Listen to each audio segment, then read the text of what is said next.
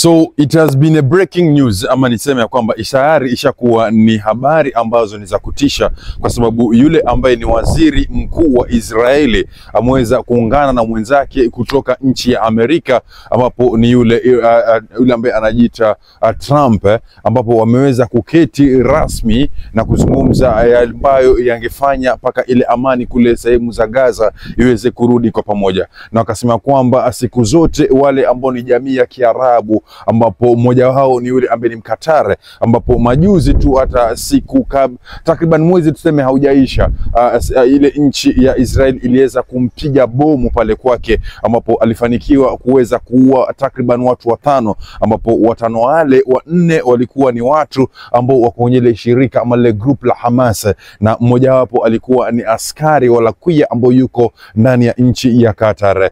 Jana rasmi kuliweza kutoka habari kutoka kwa huyu waziri mkuu Netanyahu, ambaye alisema kwamba aiwaomba radhi sana kwa nchi ya Qatar kwa sababu ya kuondokea ama kwa sababu ya kumuua mmoja mwanajeshi wao ndani pale, na kusema kwamba they didn't target that guy. Chenye walikuwa na target yao, walikuwa na target yule ambaye ni mkubwa wa Hamas, kwa sababu wanasema kwamba Hamas ndio imekuwa tatizo kubwa kwao, na yoyote yule ambaye atashirikiana na Hamas ama Palestine kwa ujumla, basi Muisraeli atamchapa kitu. Na kwa sababu ya kwamba Mkatar alikuwa ni kama anashirikiana na yule Mpalestine kwa minajili ya kuleta amani, ili aweze kumleta mtu kutoka Israel na alete mtu kutoka United States of America, ili waweze kuketi na wazungumze kitu gani ambacho kitaleta amani ndani ya Gaza, kwa sababu watoto wanauliwa na mashamba yanazidi kuporomoka, manyumba yanazidi kupigwa mabomu kila uchao.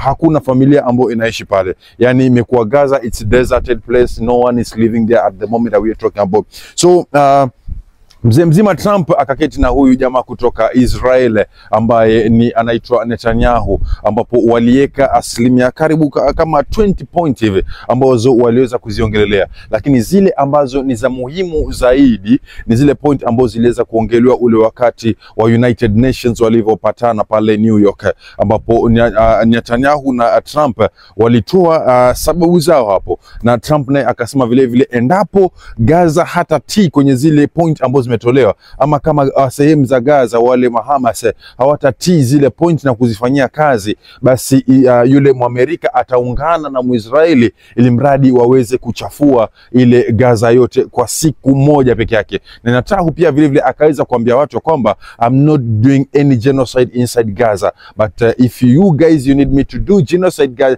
in Gaza, then I can do that within a day or afternoon peke yake. Naweza nikasafisha Gaza yote ikakuwa desert place. So automatically hapa kitu ambacho tunaona ambacho kinaenda kufanyika ni kwamba wale Palestinians ama Hamas wameweza kupewa point, ambazo hizi point baadhi yao ni kuambia kwamba release wale watu ambao wametoka nchini hapa Gaza, Israeli, ambao walikuwa wamefungwa ndani ya Palestina.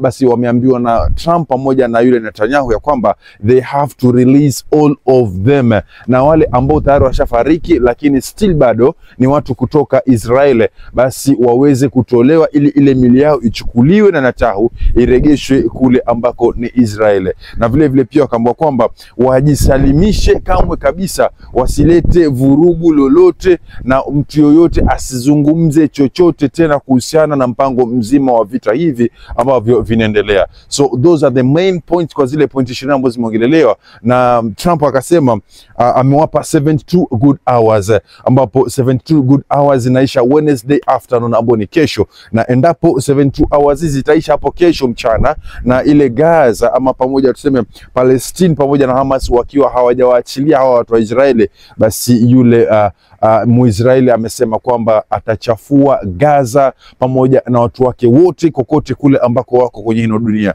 Na kitu ambacho Trump naye amesisitiza, amesema kwamba ataamrisha jeshi lake la Amerika liweze kushirikiana na jeshi la Israeli ili liweze kupoteza Gaza kwa wakati mmoja, because they have decided to go for a peace. Lakini sasa itakuwa kambe kama watu kutoka Hamas hawataki hino peace iendelee. Sasa swali zito ambalo najua watu wengi watajiuliza, na najua paka leo watu bado wanajiuliza, ni ya kwamba each and everyone anamlaumu Netanyahu kwa sababu yeye ndo ameongoza shirikisho zima la watu kwenda haribu kule Gaza, na yeye bado vile vile ndo ameonyesha kambe kama he is above the law, kwa sababu ameitwa na shirika zima la pale UN, United Nation, ili aende akatoe malalamishi yake, kwa sababu most of the people who are there, all of them they are like criticizing him, wakimwambia kwamba ana roho mbaya na roho chafu, anaua watoto bila kujali. Anaitwa kwenye ICC kule, enda kaulizwe maswali, hataki, na mtu amshiki, anazunga vile ambao anajisikia. Alafu bado Trump naye pia amemweka rafiki yake.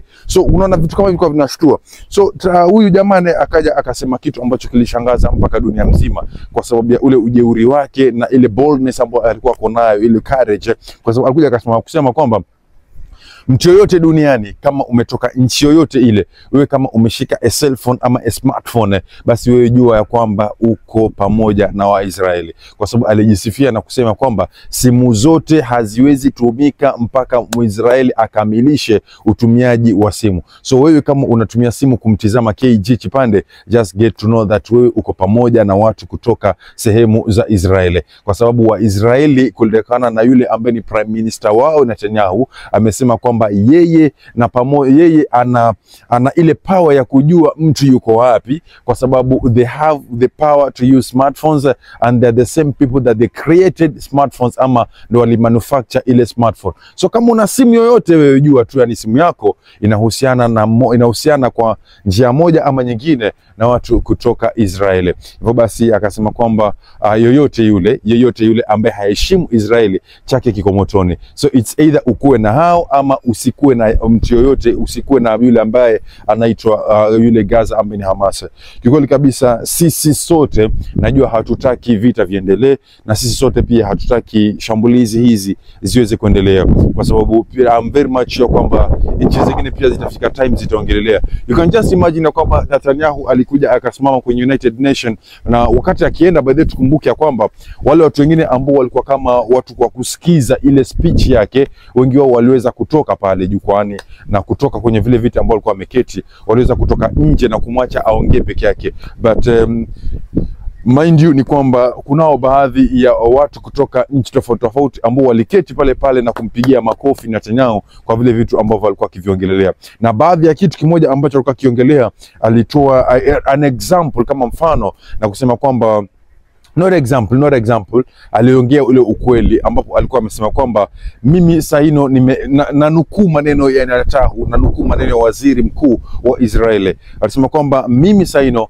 nimeka loudspeaker kila sehemu ya Gaza, kila sehemu ya Palestine sahino, na kitu ambacho nakiongelea hapa United Nation ama nakiongelea hapa New York, basi niko na uhakika sauti yangu wanaisikia kule ambako wako. Na sahi naongea na yeyote yule ambaye yuko ndani ya Palestine, ndani ya Gaza, ya kwamba nataka leo mpaka kesho waweze kuachilia wale makaptive ambao wamewashika, ambao wamewaweka kwa custody, ambao wametoka Israel, waweze kuachilia haraka uwepesi. Na endapo hawatawaachilia, basi tutawakujia, ama we will come for you guys. So aliongea Kizungu na akaongea kwa ile lugha ya Kihebrews ambayo mwenyewe alikuwa anasema. So ni kitu ambacho kilishtua watu wengi, kwa sababu no one expected ya kwamba huyu jamaa anaweza akatoa habari kama ile ama vitisho vikali kama vile mbele ya watu ambao wanaongoza dunia, na asifanye lolote, na atoke pale achukue usafiri wake bila kuguswa na mtu. Na vile vile pia tukumbuke kwamba Donald Trump ameonyesha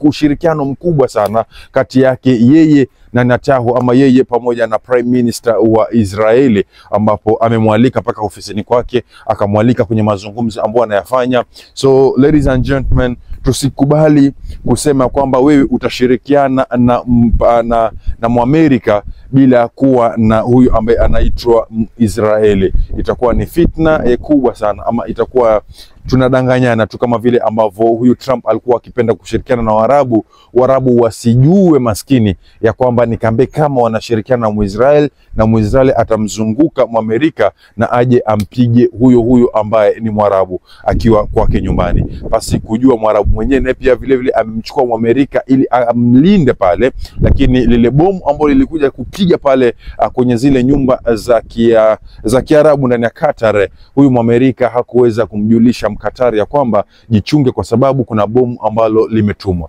So ladies and gentlemen, let's appreciate on the mission that is going on to bring the peace that we need, all of us in Gaza. That's what I can say. It is what it is, guys. This is KG Chipande. Please make sure to subscribe, like and share this video. Thanks for watching, guys.